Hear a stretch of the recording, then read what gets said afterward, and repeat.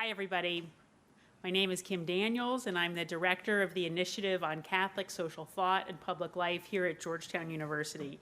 We work at the initiative to bring the principles of Catholic social thought to national and global conversations, to help build bridges across political and ideological and ecclesial lines, and to help a new generation see their Catholic faith as central to their life and work. So thank you for being here with us tonight. I want to welcome you to this conversation on broken links. How do media silos undermine social solidarity? Unfortunately, I want to tell you that Stephanie Slade, editor at Reason Magazine, is unable to be with us tonight because of an urgent and unexpected family matter, but we're really grateful to have the rest of our wonderful participants here with us. And we're so glad so many of you are able to join us here at the new Capitol campus of the McCourt School of Public Policy, and all of those of you who are joining us online as well. Over 700 people have said they're going to join us tonight, so we're very excited about that. And for those of you who can't watch tonight, of course, later on there is going to be, the conversation will be recorded and be up on our site, so please tell your friends about that. So let's get to our topic. Recent polling shows remarkable distrust of the media among Americans. Only 28% say they have a great deal or a fair amount of trust in the mass media. New media outlets have developed in response to this collapse in trust, but so much of this new media engagement is heavily ideological and hostile. We all know this. Anybody who's online knows this. The proliferation of this kind of hostile and ideological and siloed media prevents dialogue among people who have differing views, and it deepens polarization in our country.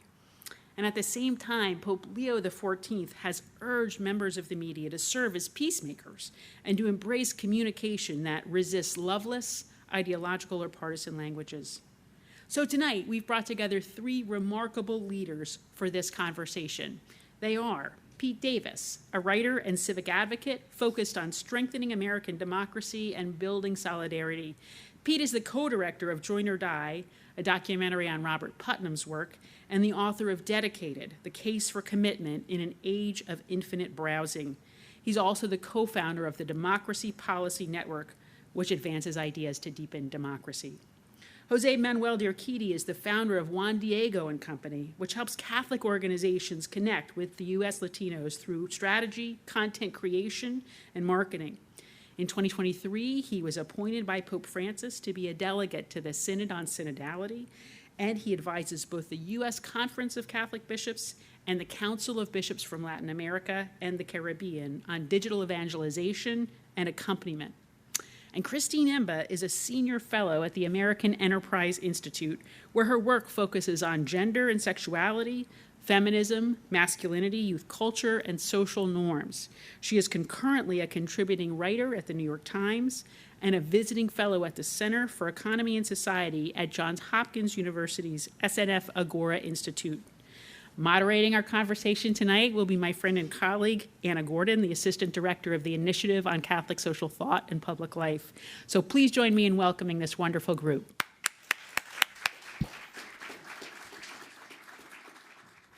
Anyone with a smartphone, tablet, or laptop knows that there has been a rise of ideological media outlets that deepen our existing polarization and stifle dialogue among people with differing views. The rich tradition of Catholic social thought, including its themes of human dignity, solidarity, and the common good, can help us navigate and respond to these complex realities. And we have three tremendous leaders here tonight to help us do exactly that. We'll be taking questions from our audience here in person when we get to the Q&A period.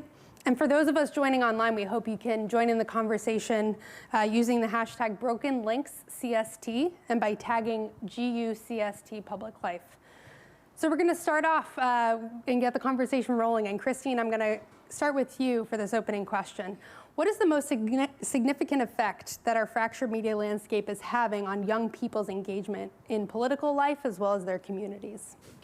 Well, first of all, I just want to thank you for having me for this discussion and everyone else on the panel. I think that this is really the pressing issue of our time. And I say that after both of you have acknowledged that we have like a wide online audience who is presumably tuned into just this silo tonight. But hopefully they can take what they hear here elsewhere. I think that the sort of most problematic and alarming issue with the idea of the media silos and the sort of like separate visions of the world that people are living in and building online is just that, their separateness. When you think of a community, when you think of a well-functioning society, polity, you envision people interacting with each other and interacting with each other with sort of a basic knowledge or shared information, a shared fact base. The questions that they're asking each other are relevant to the other person and like relevant to the real world. They have a shared base of information. And I think that the most dangerous thing about media silos, especially for the young today, is that you're seeing people operating in sort of completely different worlds on completely different planes. The words misinformation, disinformation have been used and perhaps overused over time, but it is increasingly common to run into someone who, because of the media silo that they exist in, online and perhaps replicated in the real world, often not replicated in the real world because they're spending most of their time online, the facts that they share, the facts that they hold, may not actually be facts, may not actually be based in reality. And that makes it very difficult to bridge divides, to converse with others, to create a positive shared vision of the world. And I think that the proliferation of sort of dark facts in these media silos, many of these media sources profit by sharing sort of the scariest, most alarming, most, enervating information or stories, whether real or not, means that people who are buried in their own silos can often become afraid of the world, afraid or hostile, and that leads nowhere good. Yes, I think silozation is absolutely an important effect on what we're seeing right now. Jose, how about you? What's the most important effect that this current landscape is having on young people? I see, well, first of all, two things that everyone knows, right? Teenagers right now are extremely lonely. The amount of the suicide rates after just having one of these in our pockets, since we gave them, it's off the roof, no? And well, Kim was saying mass media, no? And we say media. What does media mean for them, right? Usually it means TikTok, YouTube, Instagram, maybe podcasts, right? And algorithms play a part in the silos or create the silos. So even though they might not intentionally get there, they're there. Right. So algorithms, for one, I think is a really big thing. And then how does that play up? Well, I think we have a lot of data right now, or research or studies that are being published, no? There's this like two options, let's say two big options, no? One, they get radicalized in whatever idea because of what was said, like whatever data I'm feed, or they're just like, I don't want to have anything to do with my political reality, my community, no? So either I go all in with my team because of that's what's feeding me every day, or I don't care, I'll continue playing or just doom scrolling all day long, no? I think that algorithms are causing both of them without us still knowing what to do about them. I'm looking forward to picking up on more of those themes and getting deeper into that. There was a lot there. Thank you. Pete, how about you? My big worry, thank you everyone. Thanks, I'm so glad to be here. So great to talk with all y'all. Thanks for tuning in online and everyone who came out today. My big worry is that the screens, in hyper-politicizing us, actually depoliticize us. That's my fear. That the biggest problem with these silos is they actually draw us away from politics. The real work of politics happens in real-world communities through real-world projects with real-world people. The most important of those communities are the local, in our neighborhood, in our city, but also in the local of our profession, the fights of where's the direction of the professional community that I'm part of. All of that is the real work of politics. And it's not just local. If you all are all here in DC, national politics also takes place in particular real world communities. If you care about the future of this country, you have to care about the particular processes of Congress, the particular processes of agencies and the advocate communities around there. You have to get into the weeds there with real people and real information. And the screens, if you use them as good servants, they can help you with that. But if you use them as bad masters, they draw you away from that. The screens show you, some school board halfway across the country did something that's wacky. Someone on some campus halfway across the country did something that's wacky, and it's there to froth you up and get you angry. And you feel at that moment, I am doing politics.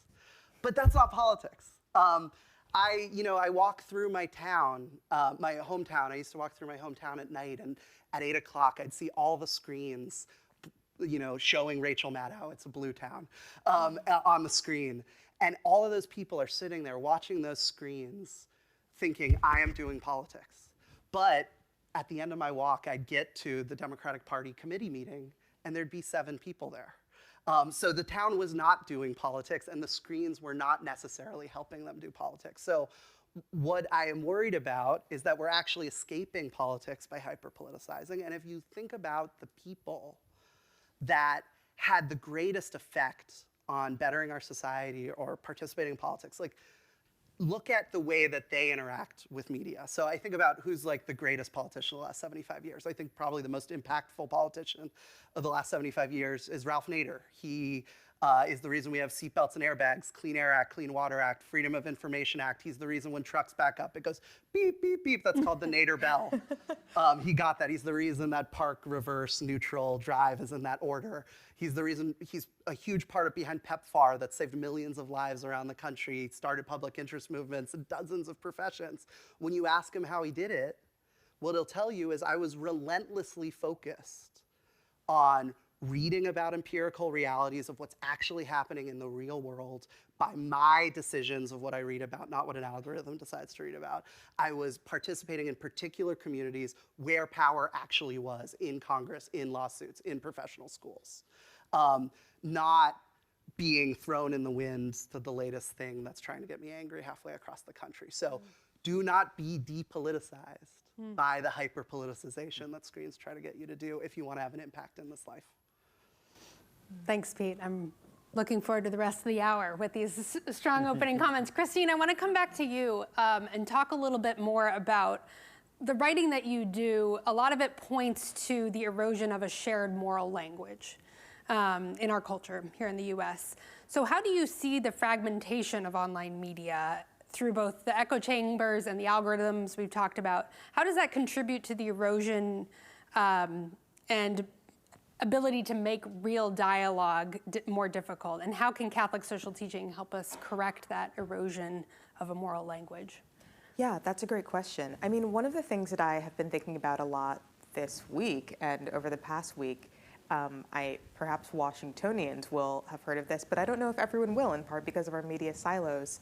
An explosion, a sort of revelation of these group chats from Republican staffers and sort of young Republican leaders in different states where they were sort of using racial slurs, making Hitler jokes, making jokes about gas chambers, telling each other that maybe they had a little Nazi in them or something. And these were revealed, and it's unclear what's going to happen actually to these staffers and even to one potential administration nominee. I think that this is an example of this kind of lack of moral norms or failure of moral norms, because we used to, or at least for some period, it felt like there was a shared moral norm that in public, at the very least, and also hopefully in private conversation, we don't say and rejoice in openly racist things. We don't celebrate Hitler publicly. That was just sort of a shared norm that we had. But then you think about how certain groups, certain communities can become very siloed, right? You're speaking in your own group chat. You're tweeting in your sort of own group of people. You're DMing just your small group of friends. And you can end up kind of radicalizing yourself or your peer group out of what I think are actually pretty important and longstanding moral norms, because again, you're separated. You're separated from sort of the wider social institutions, from the wider world. And yeah, so for some people, maybe that looks like suddenly it becomes okay to make, I think, morally abominable jokes about anti-Semitism. For other people, that means sort of taking activism into like a sort of weird and dangerous and violent place. To other people, it means just sort of de-radicalizing and having enough people around you to tell you that it's okay to like never go outside and like not talk to strangers, that's dangerous or something. Like you can form all of these sort of non-normative and sometimes morally harmful ideas and not have them checked, I guess, by the wider society.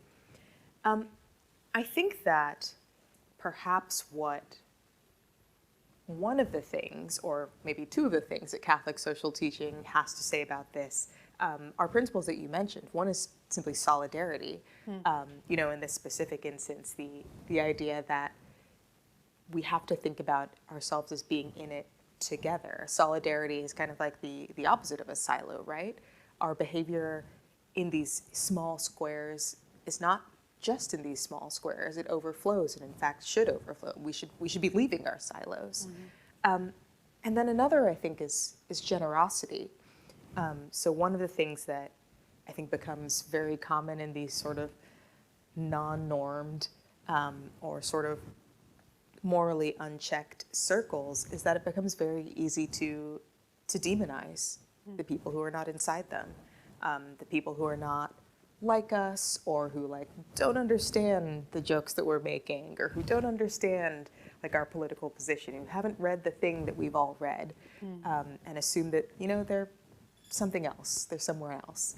And I think a principle of generosity, seeking to move outside of ourselves and to, you know, try and give other people the benefit of the doubt, even if they aren't in our circles, is something that we could all take away. That's very hopeful, and I hope that when we get to Jose that we can talk a little bit more about how we can bring Catholic social thought to our online environment. But I want to sort of go back to what we were talking about and talk about a specific example of one of these silos. You've written a lot about the rise of the manosphere. You've noted that young men in particular are finding community and identity in quarters of the internet that often breed cynicism and hostility and a lot of the other scary things you were talking about. Some observers see the manosphere as a symptom of deeper social and spiritual disconnection. So my question to you is, how do you see online media ecosystems, from YouTube influencers to algorithm-driven subcultures, contributing to gendered polarization between men and women? And what does that look like, and how can we respond? Yeah, so I mean, as Jose was saying, there is simply a lot of loneliness right now among young people, definitely, but I think honestly among people of all ages. And I think the manosphere, as a specific example, is a place where there have been, frankly, profiteers off of a sort of loneliness who are speaking to a specific group that maybe feels lonely, which is young men, and saying, you know, we have an answer here. We have a positive vision here. Just come into our circle, watch our podcast, join this group. And yeah, you know, in a time of particular loneliness or need, someone who says that they have the answer or who feels like they're talking directly to you is better than no one. And so those silos become really inviting. Unfortunately, I think the manosphere in particular, although this can be said of other of these media silos too, is kind of a conflict profiteer in many ways when it comes to gender.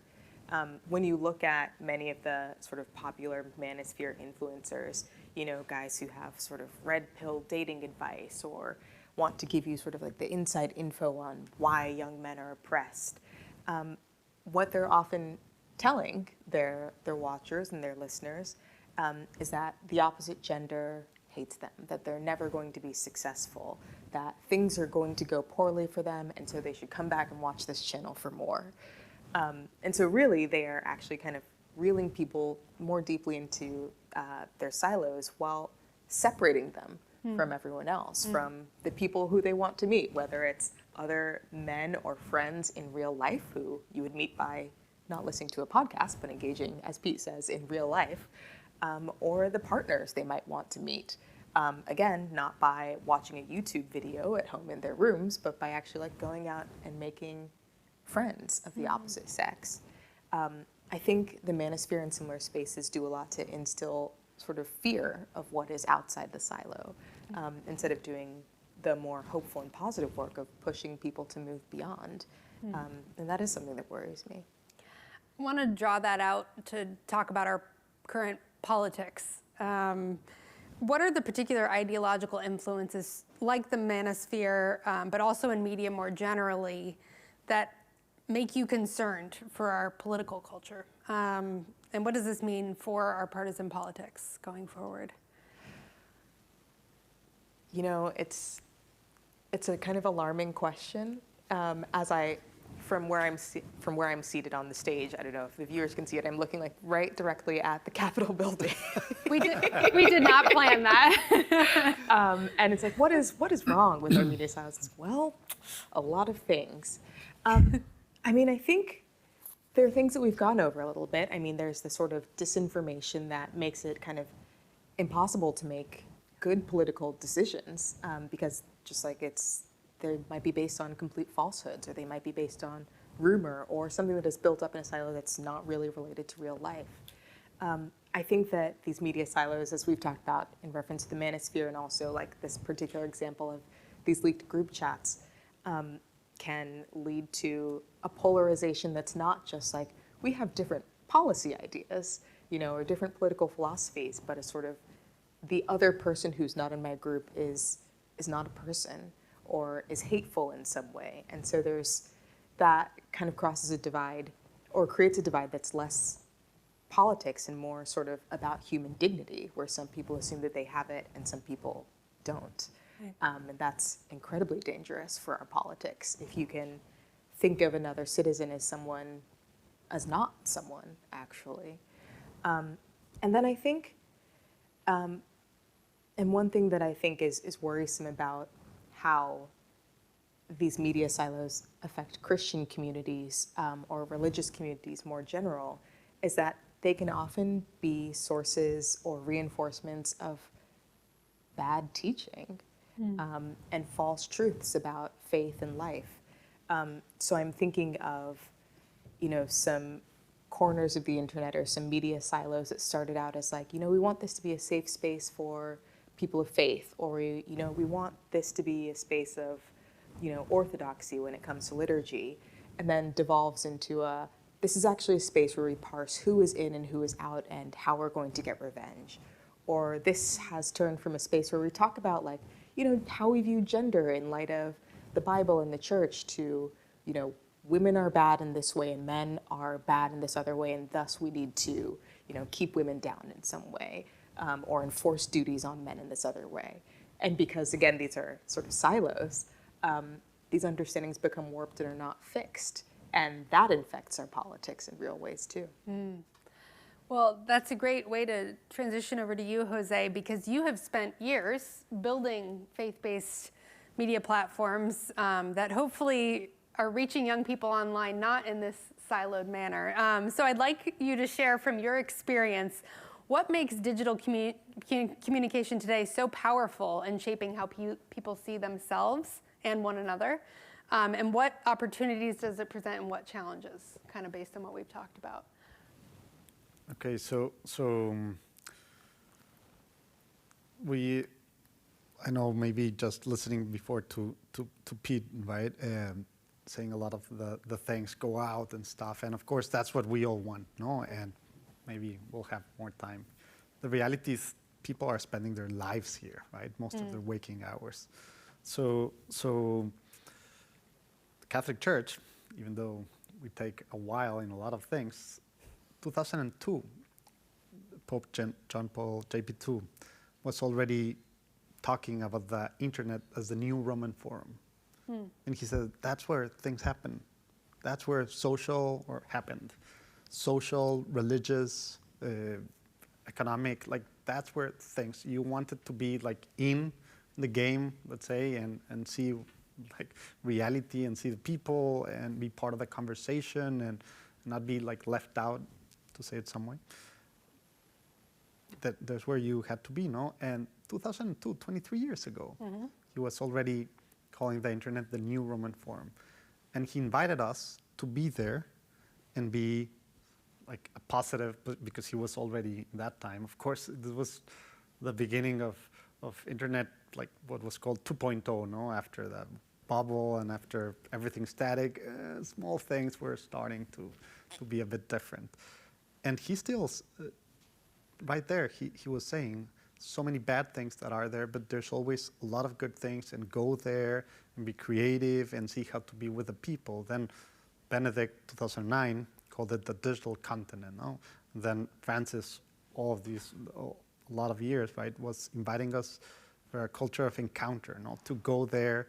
And when he talked about the online, he was asking us to be with the suffering, to listen to the cries of the people, no? To their wounds. And when you talk, and now it's been today 6 months he died. So we're not even 6 months into Pope Leo, right? But he has said several things around this. And what we are called as Catholics, right? And hopefully, well, every, like Christians and every other religion, is to be there and not be doing what Christine was saying, right? Like be there and just create our own group. That's not the Catholic way of doing anything, and it hasn't been the way of doing things.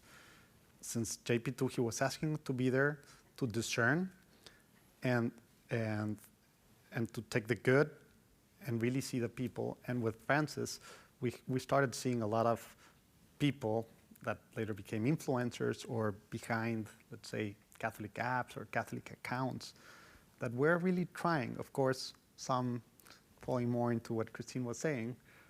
Some, of course, there's always, but what we see, what I have seen, like working with people that are trying, like the most, let's say, successful ones. Of course, it's not a matter of metrics, it's just the amount of followers, let's say, because you can have millions of followers and just be causing division, right? Or polarization, or one, like the worst things. But it's people that are there really listening and engaging to the people, listening to what hurts, like what's here, right? And of course, it's online, so it's difficult, but they're trying and they are listening to them in so many different ways. I'd like to talk more about that, because you have helped form and collaborate what are called Catholic digital missionaries, and I'd like for you to define that, because I personally don't know what that means, who are trying to sort of respond to what we've been talking about up here. So first of all, what does it mean to be a digital missionary? And then what distinguishes authentic digital witness from what we've been talking about, this kind of performative content that we see online dominating our feeds? And could you maybe give us an example of what that has looked like in your work? Sure. It's not yet, let's say, officially defined, so this is my definition. Okay, your definition. Right? We have now part of the ordinary magisterium of the church, like the term digital mission, but not digital missionaries, like just named here and there. So the thing, let's say everyone knows influencers, right? And basically, yes, we all know influencers, power or selling something or influencing in some way for some gain, or maybe it's just popularity, or there's a lot of different reasons why people do it, right? But at the end, it's about something about them, no? Money or whatever, no? Digital missionary, what we think as Catholics, right? We are all called to be on mission, on Christ's mission, right? And with Vatican Council, like Vatican Council II, empowered us more, like us lay people, to say that's not a thing that only for the priests or the bishops or the religious. You are also meant to be missionaries, right? Of course, it's been forever like this, but let's say we had a notch there, and a lot of the thinking started being more open towards this end. So missionaries have always been going where, let's say, new lands, no? New lands, and what do? They try to basically introduce Christ to the people there, right? His love, his mercy. Right. And then, well, hopefully the truth the fullness of truth. But that's love and mercy. That's the beginning, no? So missionaries do that. Now, the thing is here, not going to China or Africa or Japan or whatever. It's what Benedict called the digital continent. So basically, a digital missionary is just the same thing, Right. but just doing it here. Okay. The issue comes, okay, so influencer, and then the reasons, and me not being American, right? Yes, I live here, the state, I'm not in DC, in Dallas, but you see like just the differences. And as I was listening, so many differences in so many things, like everything in the US particularly, yes, politics, it's two options. A lot of things are two options, or a lot of things is my team and the ones that the rest of the world are the ones that are going to hell in a literal sense, they think. But in this aspect, like we have, let's say, a lot of Catholics that are online with big followings here, that what could argue they're influencers, right?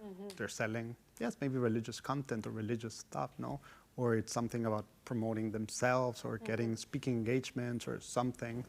And you have others that are really trying to be there, to listen to people, what hurts, and get them to Christ and His love and His mercy. So the difference, like in general, it's easier in another different context, different countries to understand that. Here it's a bit more blurred. A lot of people right now are using Catholic creators to be a bit more open about, okay, yes, you're profiting, because here everything has to be somehow related to money.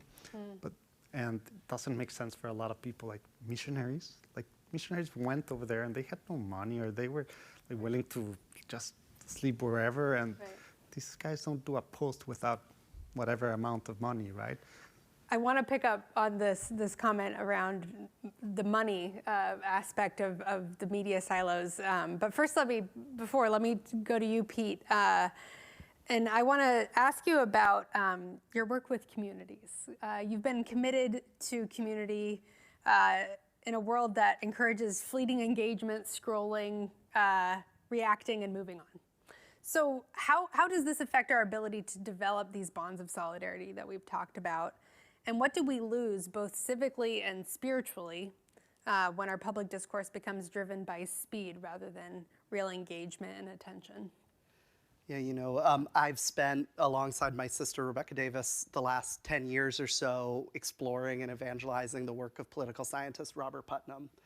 And his great finding of his work is that civic culture, community culture, is community bonds, neighbor-to-neighbor connections, the amount of people that are part of clubs and associations, the amount of people that in a place that feel like they are citizens and co-creators of that place, not just consumers and clients of that place.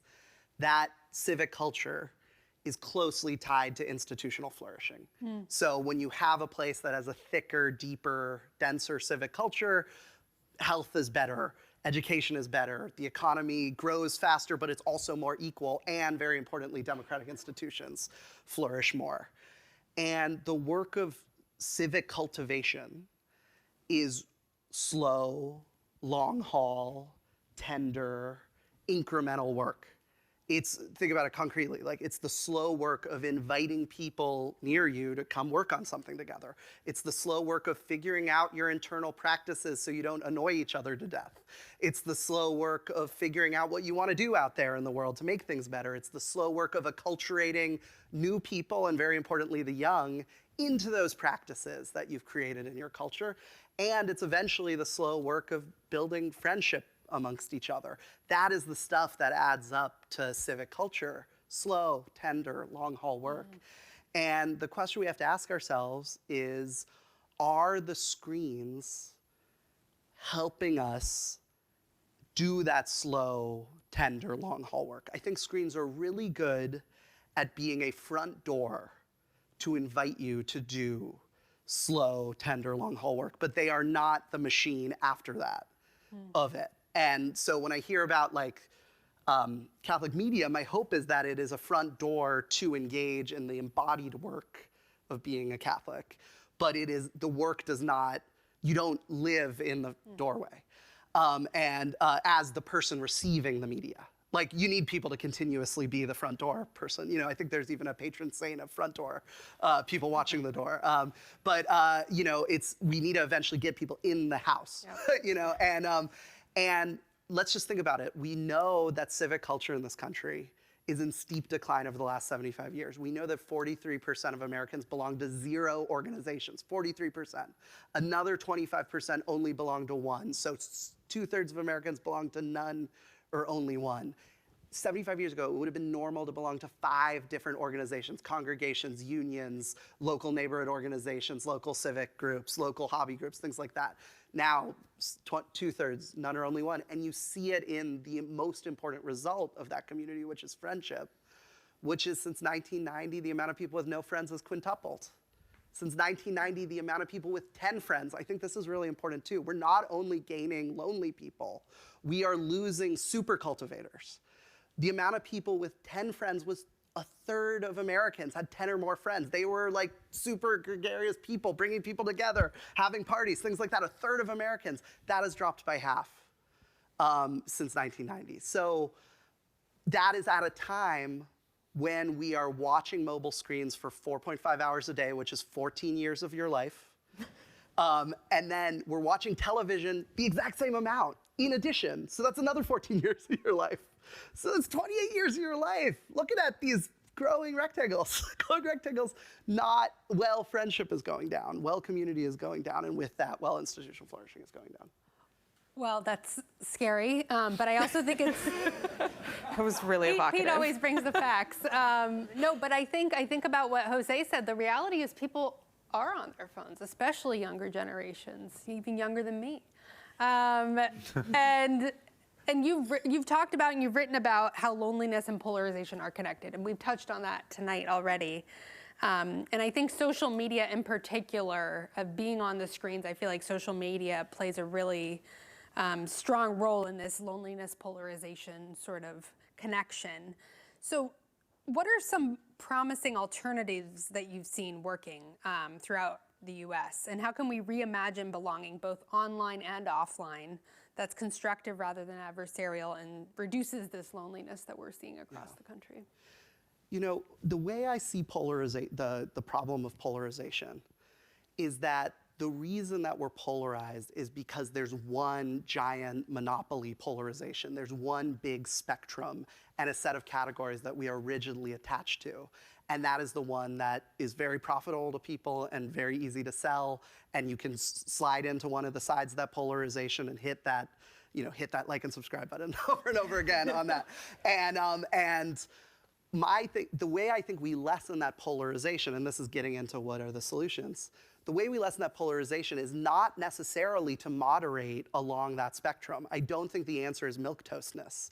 The answer is we need a proliferation of other categories and spectrums. We need to, fight over cars versus bikes and urban versus rural and local versus national and techno-utopian versus techno-dystopian and, all these different neoliberal versus anti-corporatist, all of those alternate spectrums. A flourishing of them not only creates surprising new divisions, they create surprising new solidarities between people that cross-cut across the divides of the big giant polarization of our time. So you meet people from the other side because they agree with you on this other thing, and by participating in multiple polarizations, you loosen the grip of any given polarization. That's a pluralist society.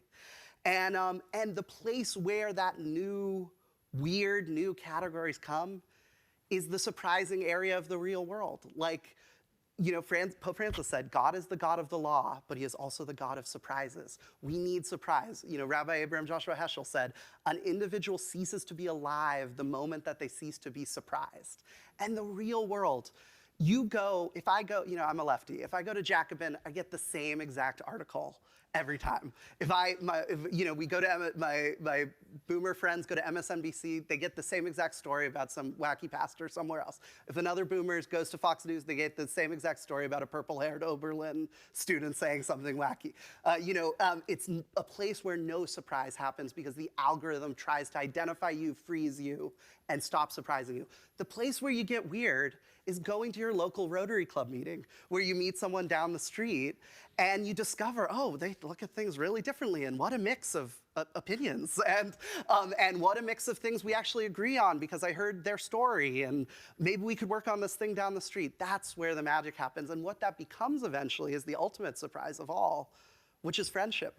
That is the most surprising thing of all. Ivan Illich, who is a great theorist of technology, wrote the book Tools for Conviviality. Tools of Conviviality. Definitely read this book if you want to understand our time. He said it is in the radical surprise of friendship where we continue the work of the incarnation. And then he said, friendship is the foundation of politics, where politics arises out of. And all of that happens in the real world with surprising real people. We're going to come to audience questions, so please have your questions ready. We'll come to you in a minute, but I do have one more question. I want to revisit this. We've brought it up. We've touched on it, this idea of the financial incentives that exist online. I want to maybe start with you for this question, Jose, and then others can chime in. But the business models of most digital platforms are rewarding the outrage, the fear, the division that we've been talking about. So how do you see media platforms' financial incentives shaping the tone of content in our public discourse? And what can be done to realign those incentives towards truth, towards mercy, towards solidarity and dialogue? That's $1 million question. You must have the answer.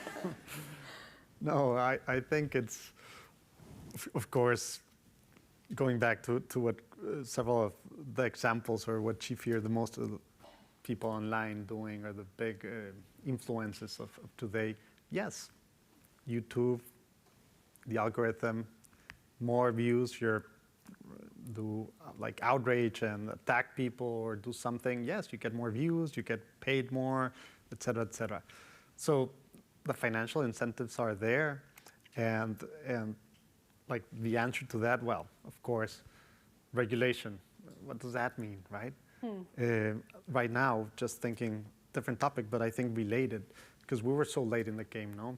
I have kids that are younger, but I can't imagine like the generation that had kids that are now 20 something, that, yes, normal cell phone, whatever, like there was no one knew about the things. Now we know.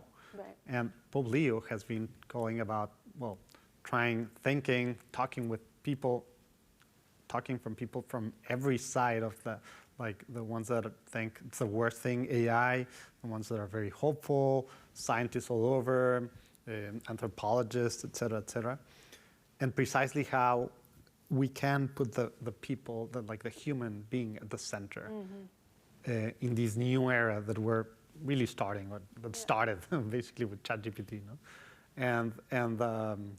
And of course AI is more than LLMs, right?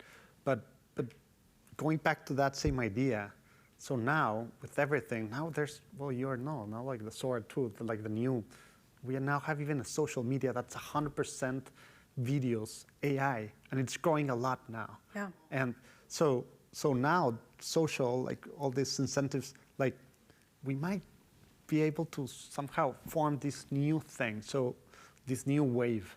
So putting the human person at the center has always been like that safe bet. It's not a sexy thing to do. It's not like I know the answer to the question, right, but gives us a route of how what we didn't do 15 years ago, when 17 years ago when Facebook started, no, right, and even before. We never do that, and now, yes, Zuck owns everything and controls everything. We don't even understand the algorithms. They keep changing. They're not public, and they incentivize the worst. There was, I don't know if they have done it again, but the NYU study, no, on just in Twitter, if you have and they had a list of words, like the reach, it was astonishing, like just the amount of reach it had if you just added some of these words. Right. So how can we change that? Maybe changing it, it's impossible. And But for focusing this on- new era, it's trying to be in that conversation because we weren't in the conversation. We left it to the owners, to the technologists, let's say, and that's why we have to be there. We have left as Catholics, we have left a lot of the worlds that we were really in there. I'm talking everything, sports, politics in so many ways, so many different hard sciences, etc. We can't do that in this new wave. Right, right. Pete, is there any thoughts you have around the financial incentivization that we have online and how we can respond to that? Yeah, we have to support these little movements of alternatives. You know, the great Catholic writer Nathan Schneider turned me on to the platform cooperative movement. You know, cooperativism is a huge part of Catholic history. There have been great cooperative priests, Mondragon, you know, and others in Spain. And there was a platform cooperative movement to create cooperative alternatives rather than corporate-owned tech platforms. You know, they're in non-media tech platforms like trying to create drivers co-ops instead of Uber and Lyft. Around more humane, you know, Catholic-spirited principles. It's not necessarily a Catholic movement, but there's like Catholic spirit in it. And then also attempts to make other types of platforms too. And so, and you can see real-world alternatives in action. So like take the example of Nextdoor. You know, it says that it's about connecting people in your local neighborhood. How many people have had a negative experience using Nextdoor? I'm seeing a lot of hands. It's usually a website that tells you about, you know, there's a dangerous stranger in our neighborhood that I need to be scared of. Or I'm so angry about something that happened at the store. That's not connecting you to your neighbors. Meanwhile, that's because it's a Silicon Valley corporate profit maximizing company. Meanwhile, there's a group called Front Porch Forum in Vermont that created a bunch of neighborhood email listservs, has been running for 20 years, and it is building all this connection through local information infrastructures. So I think we can't give up yet on the little alternatives that, you know, we have to believe can become big, you know, that can multiply. So.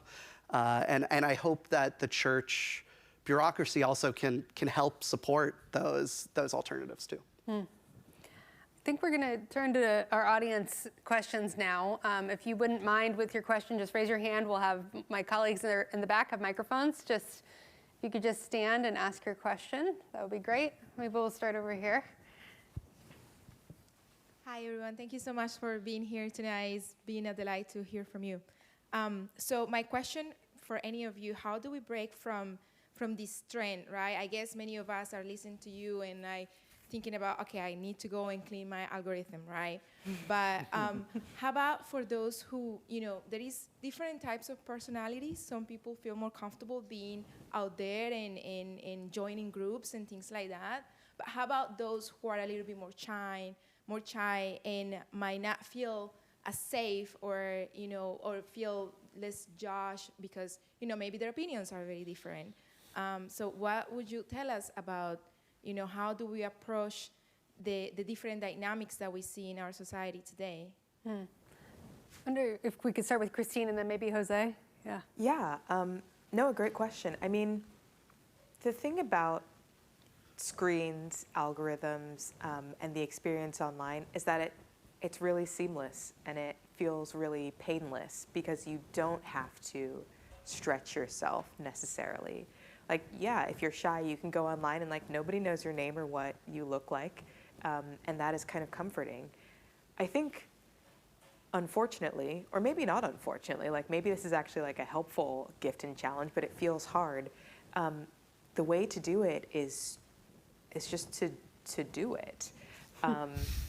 And I think for somebody who, you know, feels shy or uncertain, or who has differing views, it doesn't necessarily mean like, you know, you signed up to like give a speech somewhere, you know, as your first outing online. I mean, maybe what it looks like in practice is just instead of looking at your phone while standing in line at Starbucks, you just like look up and talk to the person next to you in line. Like maybe the first steps for many people are kind of the steps that used to be sort of forced almost naturally before we had the phone, right? Like maybe it's not, I don't know, organizing a potluck dinner yourself. Maybe it's just like asking a person for directions instead of looking at Google Maps, and sort of growing your confidence and strength in interacting with other people and interacting outside of your comfort zone in that way, and building up from there. I mean, this is something that like I struggle with too, right? It's just so much easier to sort of not be present in some ways, to sort of outsource your actions to something that just like feels a little bit slicker and easier. But I think like pretty much anything that strengthens us, it has to be a practice, and like that practice is just like kind of tough to begin with, but you keep doing it. But I think like the one thing that is reassuring maybe is that you don't have to pick the hardest thing first. Sometimes it can just be the simplest thing that you do. So practical, I like that. Anything you want to add, Jose? Well, just maybe there's a lot of, let's say, radical solutions, because of course it's very difficult, as Christine was saying, getting out of the inertia. No, we're used to it. It's so difficult. There's people here that have decided for a month, no, to have, instead of have one of these, like a flip phone, a dumb phone, like now they call it. And he's not alone.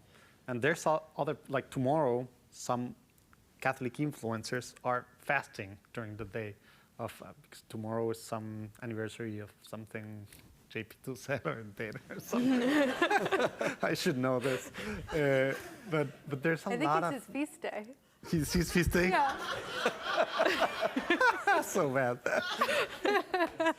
So there's a lot of cool, like, let's do it and let's get together as a group to leave this, or like digital fasting and stuff like that. And what I'm more worried is what happens, like the teenagers, the kids, who's gonna teach them that? Because teachers, young teachers, apparently don't even like some of the social skills, no? So the parents, young parents, I like to think I'm a young parent. What are we doing with them? How are we helping them? Who's thinking about this stuff? Universities are? I don't know, I haven't seen, maybe Georgetown is. Like groups of people are thinking, or is it up to us? Like, and it's just like a very organic thing, because we have to be very proactive. Going against, let's say, the thing of just keeping here 10 hours per day, being there 10 hours per day, it's so difficult. It's made to create the opposite, right? Yeah. So there's a lot of things happening, but I'm more worried on the parents or the teachers of these younger generations. Yeah. The time has flown by already. Are there any other questions from the audience? Maybe this woman up front here? And then we'll continue the conversation. If we run out of time, those of us in person can keep talking over food and drink. Please. Thank you. Thank you all for being here. I'm Allison. My question is about the term digital missionary. So, I mean, our Catholic faith teaches us that the means of doing something are just as important as the ends. So when I think about using digital platforms as a means of evangelization, and it's, digital platforms are so impersonal, they can be so vast, devoid of relationship, just like kind of speaking into the vastness. How, when we have a God who has become incarnate and like comes to us in relationship in like deeply personal ways, intimate ways, how do you, we can tell about the gospel on the internet, but we can't show it, we can't live it. And so how do you kind of reconcile these things when I think in a Catholic view, the gospel is something that has to be lived out relationally, and digital platforms are sort of maybe the other end of the spectrum. Yeah, well, Perfect. The thing is, yes, platforms, you might be seen as that, but they're also interwoven now with relationships, right? That's how people keep in touch with their loved ones. It's not like I don't want to see my mom. I can't see her because I live in a different city, so I'm online, etc. No, and the thing, maybe two concrete things. So digital missionaries, yes. Again, people are there. So when we think influencers, okay, we might be thinking of people that are saying things and might be to the void or to sell something or just like preaching, let's say, and hopefully someone will listen. Going back to the idea of, let's say, Francis, the Good Samaritan, all reaching, like trying to see what the wounds of the people there. We know loneliness, we've talked about some of the wounds, no? People there are searching, and they're searching for something. Maybe, yes, they find it in a WhatsApp group or a Discord channel or a Slack or in different Facebook groups still, etc. But they're looking and they feel they have that connection, right? And they do. And now there's studies like feel, yes, different degree maybe, but some, those are the connections. So that's a reality, right? So missionaries, we go there, digital missionaries go there, and it's not just preaching, right? First of all, listening, right? Learning the language, the customs, say how it was. St. Francis Xavier didn't go to Japan or the India and started gelling like just with a Bible in Spanish. No, he had to learn the language and what was good there. And there's a lot of good things still in those interactions. But the thing is, yes, we are Catholic. The sacraments are not online. They will never be online. That's what we think. No, that's how it is. And embodied Christian community is the reason why we do things. So we go there, but we start walking with them. But it's not like a call to action. Go to your group, go to an event, because you're there, you start walking, and eventually you get them to an embodied reality. Well, that should be the final goal, objective of a digital missionary. Yes, 100%. Thanks for that. We're coming to the end of our time, and I do want to leave time for a final comment from each of you. And I'd like to we've been pretty concrete tonight, but I'd like to ask for each of you to leave us with an action step. So how can we respond to this growing fragmentation and polarization online? And what can everyone in our audience, in person and online, do to improve that culture of the digital environment to promote the principles of Catholic social thought like solidarity and the common good? We'll go in the same order, Christine, and then Jose and Pete. I am going to honestly steal something that Pete said.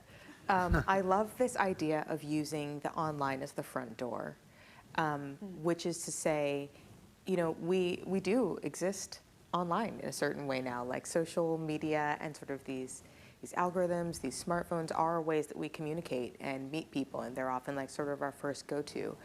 But maybe the change that we can make, and a helpful change that we could make, is to practice using them as that front door. Like, yes, you can connect with someone online or connect with a group online, but the next step should be not continuing to connect with them online, but finding some excuse to connect with them in the real world or in a real way. Like maybe that means that, you're like texting with a friend and sending memes back and forth, and that's great. And instead of continuing to do that, you say, let's meet up. Maybe it's you're involved in some sort of like discussion group or Discord server, and instead of just continuing to be on there, it's like, oh, is there anyone like in my city who wants to meet in person, to hang out? Maybe it's as simple as, the sort of like, oh, I'm looking at my phone for directions, or I'm amusing myself in line, and I look at my phone and then I force myself to look up and to do something outside of it. Finding ways, even if, the technology, the silos are involved in our lives, to still move beyond them into something more tangible, relational, real. And I think we can find ways to force ourselves to do that. Great. Jose? So at the end of July, Pope Leo in Rome called the digital missionaries precisely to go and repair the nets. He said that in Spanish, so redes means social media, nets. It worked better. But still, you understand, network, that's what we call the internet back in the day. And he invited us to go there and be witnesses. Yes, and the second question, I focused on like the several YouTubers, let's say, whatever, that focus on the money or the vision stuff. A lot of digital missionaries are actually trying. So choose wisely, as Vero said when she was asking, like, yes, check your algorithm, check who you're following, and don't fall into that. And for instance, I think for the last 5 years, ground.news, do that. Be out of these, you can see what the right is missing, what the left is missing, and I receive a daily newsletter, I go there. It's simple stuff like that, and going out and just being here.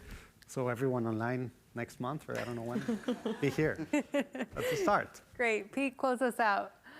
No, I've been searching, I don't want to sound like a Luddite, and I've been searching for something between techno-utopianism and being a Luddite.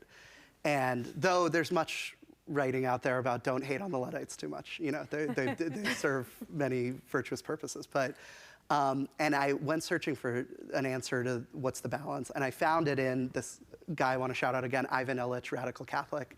And he said, the problem with tools and systems is when they become what are radical monopolies, which he defined as a tool or a system becoming so entrenched and established that it prevented alternatives to using it. So when it becomes so much part of your life that it actually prevents you from not using it, when it becomes a bad master instead of a good servant, and then he gave you the action item. He said the goal is not to destroy the tool or system. The goal is to disestablish it. He said our goal is we need to disestablish the radical monopolies. Another way to put that is cut them down to size. And I think that's what we need to do with these with this tech in our life and these platforms and media in general. He went as far back as like the written word, or Neil Postman went to the television. It's people have been having these conversations. And so I'm very interested in any attempt that cuts these things down to size. So I will shout out what Jose shouted out, which is Month Offline is a club in DC where people meet up and get together and start using dumb phones. And what a dumb phone is a disestablishment. It's cutting down to size. It's saying, we still need this. I still like podcasts. I still like this. I still like that. When newspapers preserve their print edition, or magazines preserve the print edition and they keep it here instead of in here. When you have limits, when the app is only on your desktop instead of on your mobile phone. Those are all attempts to disestablish something. And I'm excited about all of this, so I hope everyone can join Month Offline, which is, we have had too many months online. It has a chapter in DC right now, so if you're in DC, hope you can check it out. Amazing, amazing. Well, thank you all for such a rich conversation. I just want to make sure everyone online knows that this is going to be an in-person. This is recorded, and so we would ask you to get on your phones and share it on social media. Hopefully that'll improve your algorithm a little bit.